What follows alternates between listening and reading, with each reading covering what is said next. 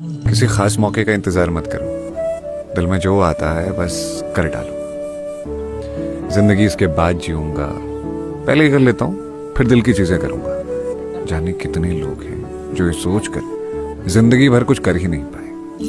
जिंदगी ना बहुत अनप्रिडिक्टेबल है दोस्त, इसलिए किसी मौके का इंतजार मत करो, दिल में जो आता है बस कर डालो।